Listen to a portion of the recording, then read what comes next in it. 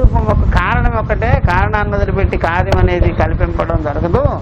నేను కారణాన్ని గురించి తెలుసుకొనున్నాను అంతేగాని కార్యం పట్ల నాకు అభిమానాలు ఏమి లేవంటే అది పర్మనెంట్గా ఉంటుంది, పద్ధతిగా ఉంటుంది. కానీ పైన చూసేసి ఈ నామరూపాలకు సంబంధం పెట్టుకొని ఉంటే ఏముంటుందండి? ఏముండదు.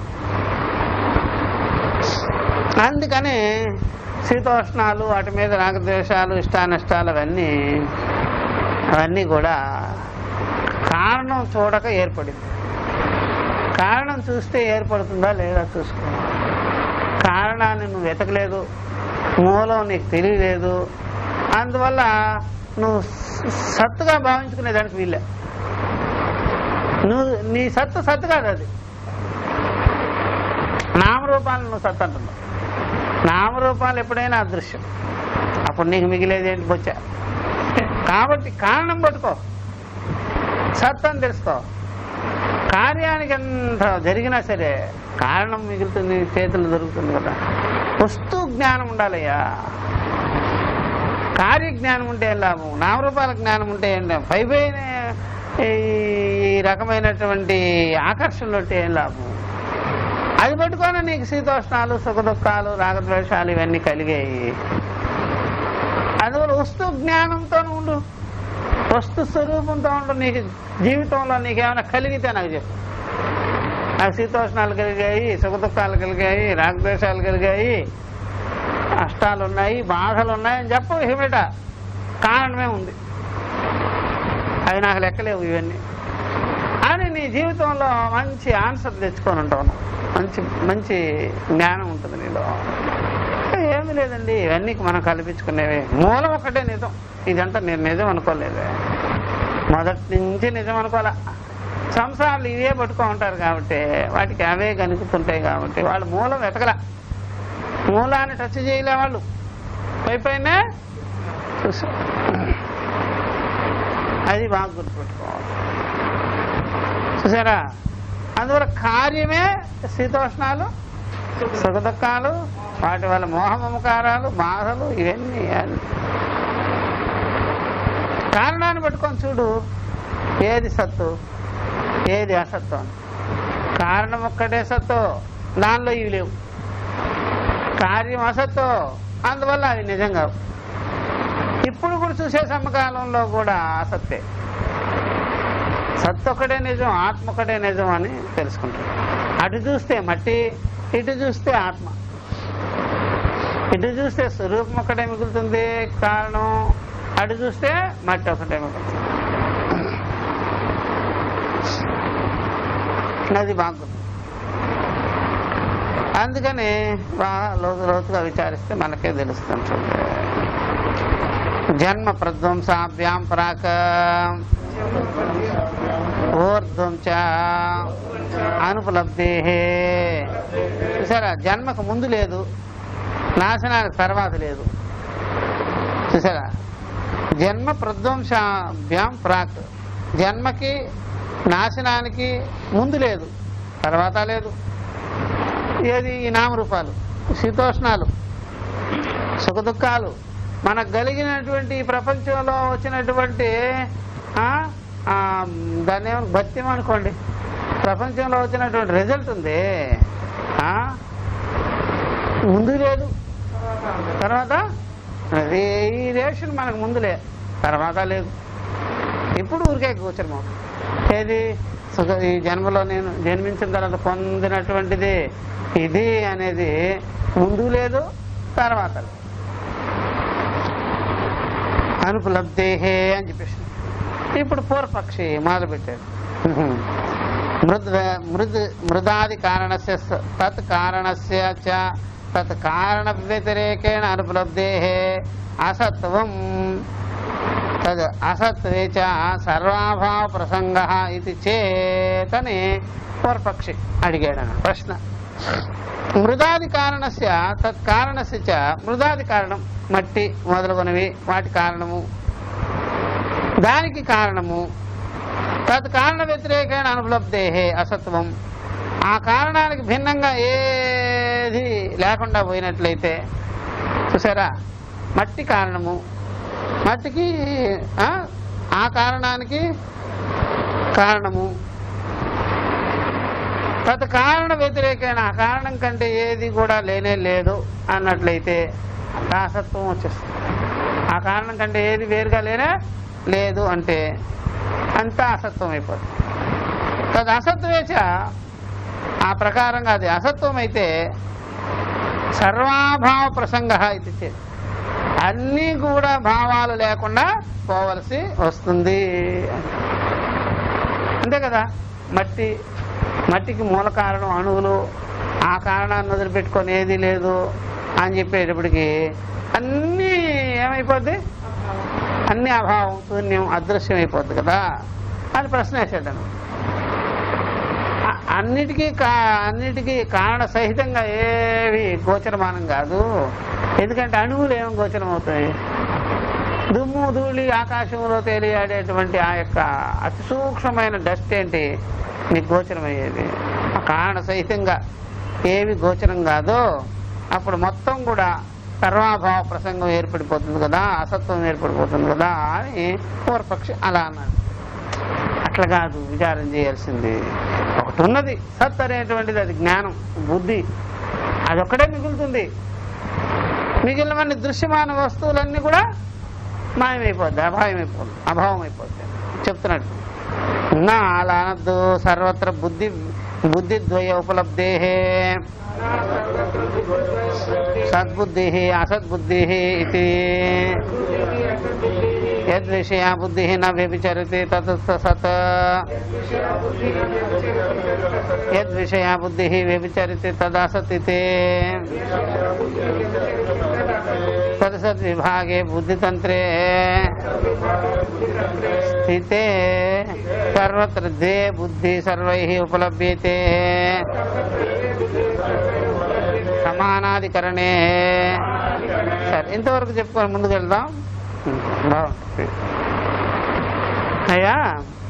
ఒకటి ఉన్నది, ఆ దాన్ని మరి గుర్తుపెట్టుకోవాల్సింది, ఆ దృష్టి, జ్ఞానం, అదొక్కడే పట్టుకోండి. మిగిలినవన్నీ దృశ్యమాన విశేషాలన్నీ కూడా బాగా నెట్టేయండి. నువ్వేంటంటే సర్వాభావ ప్రసంగం వచ్చేస్తుంది అంటారు. సర్వాభావ ప్రసంగము నామరూపాలుగా వస్తుందేమో కానీ స్వరూపత రాదు, ఆత్మత రాదు. అర్థమవుతుందా? ఆత్మత రాదు. మూలం అనగానే నామరూపాలకు మూలం ఒకటి, నామరూపరహితమైన మూలం ఒకటి.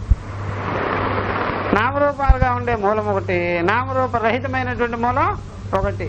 అది అణువుల్లో నామరూపరహితత్వం అనేది సిద్ధించదు, నామరూప సహితత్వం అనేది సిద్ధిస్తుంది. నామరూపరహితం అనేది అణువుల్లో మీరు భౌతికంగా బాగా కృషి చేస్తే ఏం కనిపించదు, నామరూప సహితమే ఉంటుంది. అణువుకు అణువు అలా వెళ్ళిపోద్ది. మరి అణువు కానిది, నిరణువు కానిది, చూసారా, పరమాణువు కానిది అని లోపలికి వెళ్ళి చూస్తే చివరికి ఆత్మ ఒకటే మిగులుతుంది, చైతన్యం ఒకటే మిగులుతుంది. కాబట్టి రెండు బుద్ధులు ఉంటాయి లోకంలో. ఆ రెండు బుద్ధులు పరిశీలిద్దాం. సద్బుద్ధి ఒకటి, అసద్బుద్ధి ఒకటి. అసద్బుద్ధి నామరూపాలతో కూడుకొని ఉంటుంది, సద్బుద్ధి జ్ఞానంతో కూడుకొని ఉంటుంది, అనుభవంతో కూడుకొని ఉంటుంది. నేనున్నాను కదా అనేది ఉంటుంది. దాని పరిశీలన చేయి. ఇప్పుడు అసద్బుద్ధి దేనికి సంబంధించుకొని ఉంది, సద్బుద్ధి దేనికి సంబంధం పెట్టుకొని ఉంది అనేది వెతుకో, నీకే అర్థమవుతుంది. అసద్బుద్ధి అంతా దేనికి? నామరూపాలకు చెందింది. అందుకని మనుషులకి అసద్భావన ఎందుకు ఏర్పడింది అంటేనే తెలిసిపోతుంది, నామరూపాలు. కానీ సద్భావన ఏదన్నా ఉండినట్లయితే తానున్నాను కాబట్టి, ఆత్మస్వరూప అనుభవం ఉంది కాబట్టి. అందువల్ల మనుషులు కానీ ఏడ్చేదానికైనా టైం దొరికింది. మొత్తం ఆ యొక్క మూలతత్వమే లేకపోతే దేన్ని పట్టుకొని దేన్ని కలవరించుకొని ఏడుస్తారు వాళ్ళు. అది గమనించాల్సింది. సద్బుద్ధి అసద్బుద్ధి. యద్విషయా బుద్ధి నా వ్యభిచరితే తత్సత్. దానికి లక్షణం చెప్పారు ఆయన. ఏ విషయంగా ఏ బుద్ధి అయితే ఉన్నదో ఆ బుద్ధి మార్పు లేకుండా ఉంటుందో దాని సత్ అంటారు. ఏ విషయంగా అంటే ఆత్మ విషయంగా, ఆత్మస్వరూపంగా ఏ బుద్ధి అయితే మారకుండా ఉంటుందో, ఉండి తెలుసుకుంటూ ఉంటుందో, తెలియబడే విషయాల బుద్ధి మారిపోతుందో, తెలుసుకునే బుద్ధి మాత్రం, తెలుసుకునేవాడు మాత్రం, తెలుసుకునేవాడిని నేను అనే బుద్ధి మాత్రం మారకుండా ఉంటుందో, కాబట్టి మార్పు లేని బుద్ధి, మార్పు లేని జ్ఞానం ఉంటుంది. దేని ఎందైతే ఉంటుందో ఆ బుద్ధి సద్బుద్ధి అంటారు. అహమస్మైన. అందుకనే మీరు ఎప్పుడైనా శరీరాన్ని సాధించినా, అవస్థను సాధించినా, వ్యవహారాన్ని సాధించినా ఒక బుద్ధి మిగిలిపోతుంటుంది. నేనున్నాను, నేను ఉన్నాను, నాకు ఇవన్నీ ఏమీ లేవు అని మిగిలిపోతుంది. యద్విషయ బుద్ధి వ్యభిచరితే తదాసతైతే, నాకు ఇవన్నీ ఏమీ లేవు, నాకు ఇవన్నీ ఇదివరకు బాధపడి తీరులు లేవి, నాకు అవన్నీ లేవు, నాకు అది లేదు, ఇది లేదు, శరీరం లేదు, ప్రాణం లేదు, ఇంద్రియాలు లేదు, మనసులో భావాలు లేవు, అలాగ లేవు లేవు లేవు అనేది, పోయింది పోయింది అనేది, వచ్చింది వచ్చింది అనేది, ఆగమాపాయ ధర్మం గురించి చెప్పేది, ఆ బుద్ధి ఉంది. ఆ బుద్ధి సద్బుద్ధి. చూసారా? మారే బుద్ధి అసద్బుద్ధి. యద్విషయ బుద్ధి వ్యభిచరతి, ఇదివరకు లాగా నా బుద్ధి లేదు, ఇదివరకు లాగా నా బుద్ధి లేదు, ఇలా ఉండేది బుద్ధి, అలా ఉండేది బుద్ధి, అన్ని రకాలు పెట్టుకొని ఉండేది, ఎన్ని రకాలు పెట్టుకొని ఉండేది, ఈ రకంగా ఉండేది, నాకు తెలుసు, ఇదివరకు నేను నా బుద్ధితో నేను ఇలా ఉన్నాను, ఇలా అనిపించుకునేవాడిని అని ఉండేది కదా, అది వ్యభిచరిత. అవునా కదా? మరి అప్పుడు ప్రతి విషయానికి కూడా నేను చిరాకు పడే స్వభావం ఉండేది నాకు, ఇప్పుడు అట్లా లేదు. ప్రతిది కూడా నేను అలా భావించుకునే విధం ఉండేది, ఇప్పుడు లేదు అనేది మీకు సిద్ధిస్తుంటుంది. అప్పుడు మీలో అసద్బుద్ధిని మీరు గమనించారు, అసద్బుద్ధి ఇలా ఉంటుంది అనేది. యద్విషయ బుద్ధి వ్యభిచరితి, మార్పులు చెందుతూ ఉంటుందో, రకరకాలు అయిపోతూ ఉంటుందో, దాని యొక్క రంగుల్ని మీరు చూస్తుంటారో, దాని యొక్క వ్యవహారాలు మీరు చూస్తుంటారో, ఆ బుద్ధి అసత్. తద్ అసద్బుద్ధి. అసద్బుద్ధి మీకు తెలుసు, సద్బుద్ధి మీకు తెలుసు. సద్బుద్ధి మీకు ఎలా తెలుసు అంటే ఆత్మతో, ఆత్మగా తెలుసు, సుస్వరూప భావంగా తెలుసు. అసద్బుద్ధి మీకు తెలుసు, నామరూపాలుగా తెలుసు. అందువల్ల ఎప్పుడైనా సద్బుద్ధి నీకు ఎలా తెలుసురా అంటే నేనుగా తెలుసు, స్వస్వరూపంగా తెలుసు, ఆ పక్షంలో స్వపక్షంలో తెలుసు సద్బుద్ధి అని. నామరూప వ్యవహార పక్షంగా అయితే తెలుసు అసత్ అని. ఆ బుద్ధి వ్యవహారానికి సంబంధించిన బుద్ధి దాంతో పాటే పోయింది. నా బుద్ధి, చూసే బుద్ధి, నాకు తోడుగా ఉండే బుద్ధి నాతోనే ఉంటుంది. అంతే కదా? ఎప్పుడైనా సరే మనం ఎవరినైనా సరే, కొంతమంది బయట పిల్లల్ని తీసుకొని మన పిల్లవాడితో కలిసి పెంచుకుంటున్నాము, చూస్తున్నాము అంటే, ఎప్పుడైనా మనం ఎక్కడికైనా వెళ్ళిపోయేటప్పుడు ఆ పిల్లలందరినీ తీసుకొని చేయంగా వాళ్ళంతా వదిలేస్తాం, మన పిల్లవాడిని మనం తీసుకొని వెళ్ళిపోతాం. నా పిల్లవాడు నాతోనే ఉంటాడు, వాళ్ళ పిల్లవాళ్ళు వాళ్ళతోనే ఉంటారు అని వదిలేస్తాంగా. నా బుద్ధి నాతోనే ఉంటుంది, ఆత్మబుద్ధి. నామరూపాల బుద్ధి వెళ్ళిపోతుంది నామరూపాలతోనే, అది అసత్తు. నా బుద్ధి అనగా నా దేహానికి సంబంధించింది కాదు, అది నామరూపాలే. ప్రాణానికి అది నామరూపాలే, విషయాలకి అది నామరూపాలే, దేహేంద్రియ ధర్మాలకి అది నామరూపాలే, అహంకార మమకారాలకి అది నామరూపాలే. వాటినంతటిని గమనించుకుంటూ చూస్తూ ఉండేటువంటి స్వాత్మ బుద్ధి ఉందే, అదొక్కటి పర్మనెంట్, నాతోనే ఉంటుంది, అది సద్బుద్ధి అంటారు. కాబట్టి ఈ రకంగా నువ్వు నీ బుద్ధిలో దీన్ని గమనించు. సద్బుద్ధి అసద్బుద్ధి. సదసద్ విభాగే బుద్ధి తంత్రే స్థితే. ఈ సదసద్ విభాగాలు బుద్ధికి అధీనంలో ఉంటాయి, బుద్ధి తంత్రంగా ఉంటాయి, బుద్ధి రూపాలై ఉంటాయి. ఏది? సత్ అసత్. సత్ దేని బట్టి, అసత్ దేని బట్టి పరీక్షణ చేసుకోవచ్చు మనం. సద్భావంగా మీరుంటే ఆత్మభావంగా మీరున్నారు, స్వస్వరూపంగా ఉన్నారు. అసద్భావంగా మీరు గుర్తించుకున్నట్లయితే నామరూపాలుగా ఉన్నారు. అందుకని అందుకని వదిలిపెట్టడం పట్టుకోవడం అనేది బుద్ధితంతు, అలాగా నిలబడి ఉండడం అనేది బుద్ధితంతు.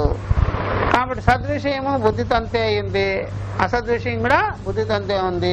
ఈ బుద్ధిలో 2 రకాలైనటువంటి భాగాలు పార్టీషన్స్ ఉన్నాయి. అందుకని నేను చెప్పింది సదసద్ వివేకం అనే ఒక గీత ఉండాలి అని ఏర్పడు. సదసద్ విభాగే బుద్ధితంత్ర స్థితే, ఇది బుద్ధి అధీనంలో ఉంది. జనాలకి ఎప్పుడైనా సరే ఒకే బుద్ధిలాగా ఉన్నట్టుగా ఉంటుంది, ఒకే కరణం, ఒకే అంతఃకరణము. దానిలో ఇష్టాలు, అనిష్టాలు, రాగాలు, ద్వేషాలు అన్నీ కలిపి వస్తుంటాయి, వెళ్ళిపోతుంటాయి. అంతేగాని ఇంతవరకు బుద్ధిని ఒక పద్ధతిగా వాళ్ళు ఒక ప్రమాణమే గీత అన్నమాట. ఇక్కడ ఒక ప్రమాణంగా ఒక శాస్త్రీయమైన పద్ధతిలో వాడుకోలే లేదు. ఎందుకంటే ఎప్పుడైనా సరే ఒక పెద్ద హాలే ఉందనుకోండి, హాలను ఎప్పటి నుంచో వాడేసుకుంటుంటాం. ఏముండో ఎక్కడ చూసినా వస్తువులే కనిపిస్తున్నాయని. ఒకడు ఇంటీరియర్ డెకరేషన్ చేసేవాడు వచ్చాడు అనుకోండి, అది ఎక్కడ వస్తువులు అక్కడ పెట్టాడు అనుకోండి, అప్పుడు నీకు ఖాళీగా ఉంటుంది, తీసుకునేదానికి కూడా సులభంగా. మరి అంత పెద్ద ఇల్లు నీకు అప్పుడు ఉన్నది, ఇప్పుడు అదే ఇల్లు ఉంది. మరి ఇప్పుడు అనుకూలం ఎందుకు వచ్చింది? ఇదివరకు నీకు అనుకూలంగా లేకుండా ఎలా ఉండేది? గొప్పగా పోసేసేవాడు. ఇదివరకు గొప్పగా పోసేటప్పుడు నీకే అర్థం కాల. ఇప్పుడు జస్ట్ అలంకారం చేసుకునేటప్పటికి ఎక్కడ పెట్టాలో ఆ వస్తువు అక్కడ పెట్టేటప్పటికి అందుబాటులోకి వచ్చింది కదా. అలాగే నీ బుద్ధిలో కూడా ఇదివరకు వివేకం అనేటువంటి ఒక పద్ధతి లేకపోయేటప్పుడు గజిబిజి గందరగోళంగా ఉండేటప్పటికి ఆ రకంగా బుద్ధి అంతా నీకు అశాంతిగాను, అలజడిగాను, పద్ధతి లేకుండా ఉండడం గాను ఇల్లులాగే. ఇప్పుడు సత్యం ఏమిటి, అసత్యం ఏమిటి, బయటదేమిటి, లోపలదేమిటి, నేనేమిటి, నాదేమిటి, నేను ఎలా అనుకున్నాను, ఇవన్నీ విచారించుకునేదానికి ఒక ప్రామాణికత, ఒక సిస్టమ్ వచ్చేటప్పటికి మనసుకి మళ్ళీ కరెక్ట్గా. ఇదే మనుషులు సంపాదించుకోవాల్సింది. సంపాదించుకోరు. ఇల్లు అలంకారం చేసుకుంటారే కానీ మనసు మాత్రం ఎంత గొప్ప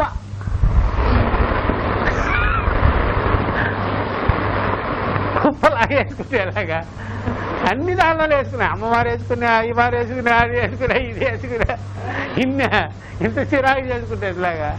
ఒక పద్ధతి పెట్టుకోవద్దా? చిరాకు చేసేసుకుంటారు. అందుకనే మనసు డిసిప్లిన్గా లేదు అని చెప్పేది, నిగ్రహంగా లేదు, శుద్ధిగా లేదు. ఇప్పుడు ఎవడొస్తాడు దీనిలో? ఇంటీరియర్ డెకరేషన్ లాగా ఎవడన్నా వచ్చేవాడు ఉన్నాడు లోపలికి? ఎవడే? పద్ధతిగా మన జీవితం ఏంటి, నేను ఎలాగా, ఏమిటి, ఎందుకు వచ్చింది, ఏమైంది అనేది లెక్క పక్క లేకుండా మనసును పెట్టుకోమంటే మీరు ఇల్లు ఎంత బాగా చేసుకోనున్నా, ఎంత వైభవంగా పెట్టుకోనున్నా అంతఃకరణం మాత్రం మురికిగా మురికి కొంపలాగా. కాబట్టి అంతఃకరణానికి ఎప్పుడైనా దానికి స్తోత్ర పాఠాలు చెప్పిస్తే కాదు, భజనలు, స్తోత్ర పాఠాలు, నారాయణులు, కృష్ణనామ సహస్రనామం, మహాసహస్రనామం కాదు కావాల్సింది వివేకం. ఒక పద్ధతిగా దాన్ని చెప్పి పెడితే, చెప్పారు కదా బుద్ధి తంత్రమేనయ్యా సత్తు అసత్తు అనేది, అలా విడగొట్టుకొని పెట్టుకుంటే అప్పుడు క్లియర్గా చూడగలుగుతుంది. ఎవరో ఇప్పుడు గందరగోళం అయిపోయాయి. గందరగోళం చేసుకుంటే ఎట్లా సార్? అట్లా చేయకూడదు, అలాగా చేస్తుంటాం. అందుకని ఎప్పుడైనా సరే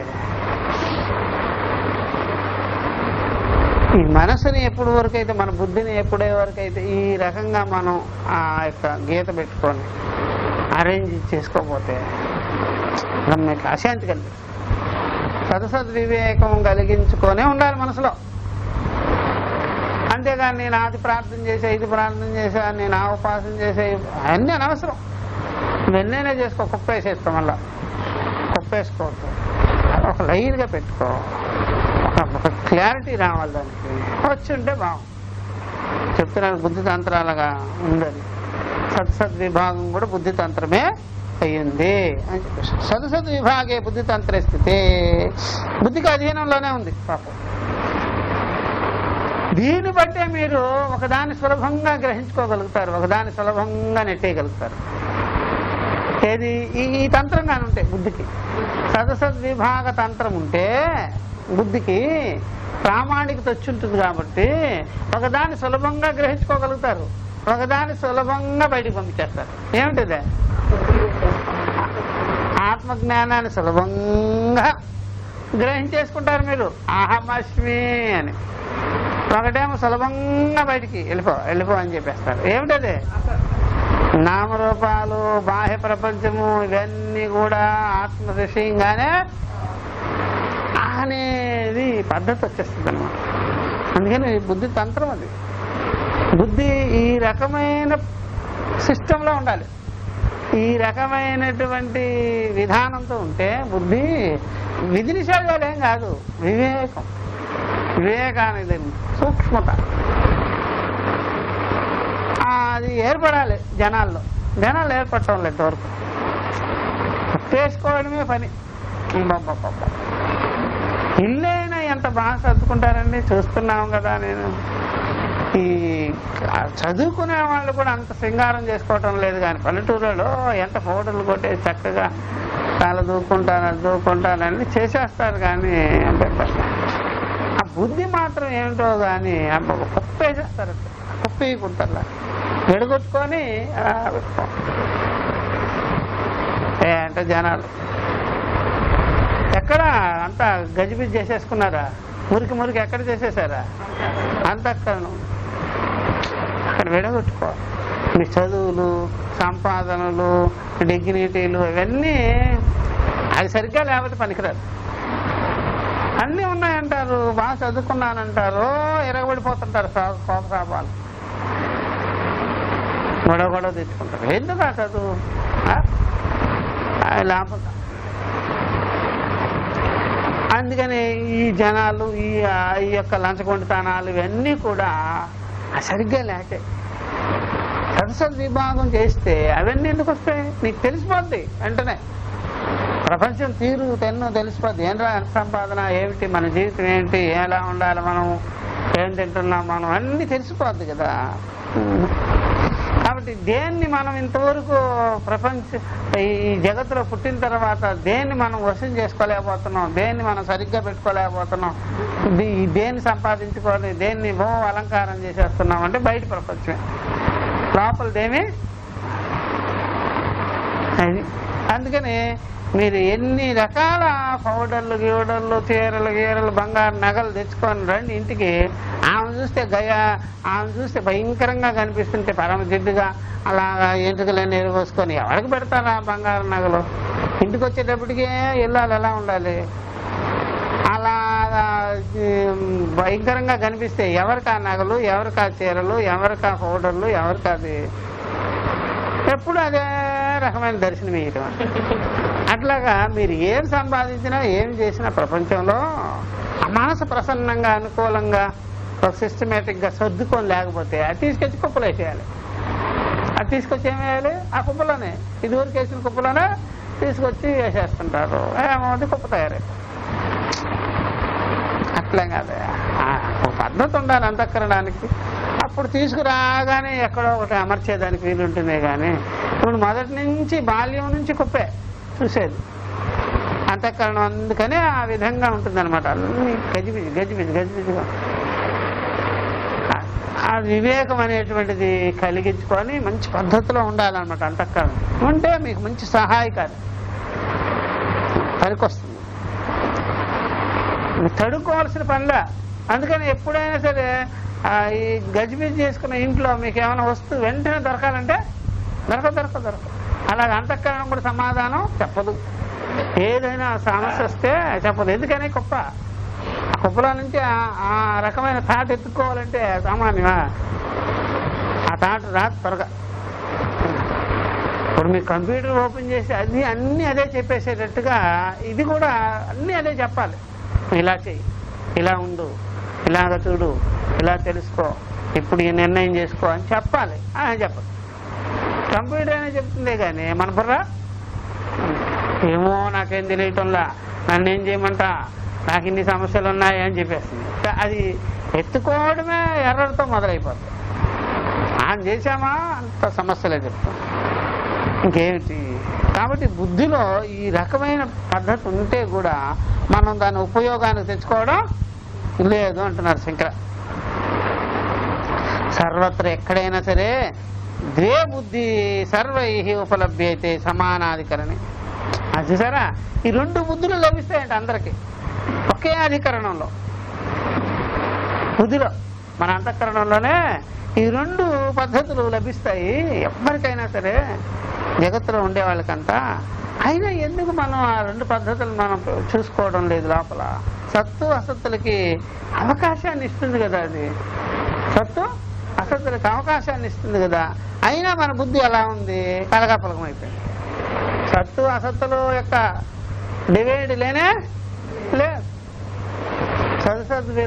సదసద్ విజ్ఞానం ఉందా బుద్ధిలో? లేదు, ఒకటే ఉంది అంతా. ఇదంతా నిజమే, అదే ఇదంతా నిజమే కదరా బాబు. మరి అబద్ధం ఏంటో చెప్పు. అబద్ధమే నాకు కనిపించలే. ఫెయిల్ అయిన తర్వాత చెప్తాడు, ఒరే అబద్ధం అనుకున్నా, అబద్ధం అయిందే, నిజం అనుకున్నది ఏమైంది? ఇది వీడి రిజల్ట్. వాళ్ళేమంటారు, ముందుగానే ఉంటుంది అబద్ధం ఇది సత్యం ఇది అని ఉంటుందంటే, వీడు అనుభవించేసిన తర్వాత బాల్తా పడిన తర్వాత బార్లు పడిన తర్వాత అబద్ధమైంది. అన్ని ఇట్లాగే జరిగిపోతుంది జీవితం అంతా. నిజం అనుకున్నా అబద్ధమైపోయింది, మళ్ళీ నిజం అనుకున్నా మళ్ళీ అబద్ధమైపోయింది. లాస్ట్ చచ్చిపోయేటప్పుడు కూడా జీవితమే నిజం అనుకున్నా చివరికి చూస్తే అబద్ధమైపోయింది. ఇదేదో లాటరీగా ఉంది. లాటరీ కాదు జీవితం, లాటరీ కాదయ్యా. లాటరీ అయితే సందేహాలు, సమస్యలు, అవ్యక్తం. ఇదేమైనా అలా అలా ఉంది అంటున్నాడు. ఇలా ఉంది జీవితం. లాటరీ ఏం కాదు. చూద్దాం చూద్దాం చూద్దాం అనేది కాదు, చూడు స్పష్టంగా చూడు. అందువల్ల లాటరీలతో జీవిస్తున్నారు జనాలు. ఎక్కడో ఏదో పెట్టుకొని చూసుకుంటున్నారు, వస్తుందో రాదో వస్తుందో రాదో. లక్ అంట, లక్కులే గీక్కులే, అంత దృష్టమే. లక్కు గీక్కి ఏమిలే, అలాగా పరిచేస్తుంది. చూసుకో, నువ్వు ఏది కావాలో తీసుకో, అనుభవించుకో. అలాగా ఉంది అనమాట. వస్తుంది, చూస్తాం, ఏమో చూస్తాం చూస్తాం అంటున్నారు జనాలు. అందుకనే వాళ్ళకి జీవితం కానీ జగత్తు కానీ వాళ్ళు వ్యవహారాలు కానీ అంతా లాటరీ. లాటరీ అయితే చాలా మోసపోతారు కదా, మోసపోతారు. లాటరీ కాదు ఇది. లాటరీ ఆడించటంలా దేవుడు. లాటరీ వాడా దేవుడు చెప్పండి? అప్పుడు వాడిని ఇప్పుడు జగత్తులో జైల్లో పెట్టినట్టుగా దేవుడిని కూడా పెట్టారు. ఇప్పుడు దేవుడు ఏమన్నా లాటరీ ఆడుతున్నాడు? మనతో ఏం ఆడటంలా. అందరికి ఏవేవి ఇవ్వాలి ఇచ్చేసి పరిచేసి కూర్చున్నాడు ఆయన. అనుభవించుకోండి, స్వేచ్ఛగా ఉండండి రా. వీళ్ళేమో తెలియక లాటరీ ఆడుతున్నారు. ఏమో వస్తుందో రాదో చూద్దాం, ఈసారి చూద్దాం, ఈసారి చూద్దాం అంట. చూసేది ఏమిటి? చూసేదిలే గీసేదిలే అన్ని మన చేతిలో ఉంటాయి అన్ని. చూద్దాం చూద్దాం అన్నవాడు అంత అయోమయం. చాలా మంది అలాగే అనుకుంటారు. భగవంతుడితో ఏం లాటరీ అనే లాటరీ ఏమన్నా కంపెనీ నడిపిస్తున్నాడా? ఏం నడిపించటం ఆయన క్లియర్గా ఉన్నాడు ఆయన. జనాలకు అర్థం కావటం. అందుకని ఎప్పుడైనా ఈ వివేకం కలిగించుకోమంటే ఆ చక్షువుల ద్వారా చూశారనుకోండి, ప్రపంచం బాగా తెలుస్తుంటుంది. ఇదంతా కల్పితము, ఇదొక్కటే నిజము అనేది బాగా తెలుస్తుంది. ఇలాగా తెలుసుకున్న వాడు లాటరీ ఎందుకు? లాటరీగా? లాటరీ కాదు వాడికి. ఆ వివేకం లేకపోయేటప్పటికి ఏమైపోతుంది? చూద్దాం వేశాము, చూద్దాం లాటరీ అంటున్నాడు. అర్థమైందా? అంటే అందువల్ల జగత్తు ఎప్పుడు కూడా ఏదో మీరు ఒకటి అనుకుంటే అదొకటి అవడం అలా ఏం కాదు. అట్లా ఏం కాదు. చాలా మంది అదే రిజల్ట్ చెప్తున్నారు. ప్రతి మేర ఈ దూరకు అనుభవించిన తాతల ముత్తాతలు కూడా ఏమోరా మనం ఒకటి అనుకుంటాం అయ్యేది ఒకటి అవుతుంది అంటే ఇలాగ మోసం చేస్తున్నాడు దేవుడా? తెలియదు ఆయన. ఎవరికి మోసం చేయటంలా, ఎవరిని మభ్య పెట్టడంలా, అట్లాంటి పనులు ఏం చేయడంలో ఆయన మంచి సాక్షిగా ఉన్నాడు అందరిలో. ఆ సాక్షి నేత్రాలతో చూడగలిగితే అన్నీ బాగా కనిపిస్తాయి కదా. ఇలా ఎందుకు ఆ విధంగా చేసుకోవాలి జీవితాలు? మీ ఆశాభాష్యములే మీకు లాటరీలాగా కనిపిస్తుంది. మీ కోరికలు ఉన్నాయే, ఆ కోరికలే ఆ లాటరీలాగా అనిపిస్తుంది. కోరేయడం వస్తుందో రాదో చూడడం. అసలు అక్కడ ఏముంది? నువ్వు కోరేది ఏముంది? బాధ పోయి బంగారం ఎందుకు పెడుతుంది గుడ్లు? నీకు అర్థం ఉండదా? బాధ బంగారు గుడ్లు పెడుతుందంట, అర్థం ఉండాలి కదా. పెడుతుందాన్ని అలా కోరడం, పెడుతుందా అని దాచుకొని ఉండడం, అది లాటరీ. నాకేం కావాలి ఏమిటి అనేది బాగా చూసేస్తే ఇంకా పెట్టేది ఏముంది? అందువల్ల వివేక చక్షువులు లేకపోవడం చేత జనాలందరూ కూడా ఇలా లాటరీలో అంటారు. లాటరీ జీవితాలు జీవించకూడదు. అది వాడు అంటాడు కదా, అదేమిటి అదే పట్టుకుంటుంటారు చూడు కొంతమంది ఏంటి నంబర్లో మటక బ్రాకెట్లు అవి ఆడుతుంటారు జనాలు జీవితాలతో. ఏం కావు.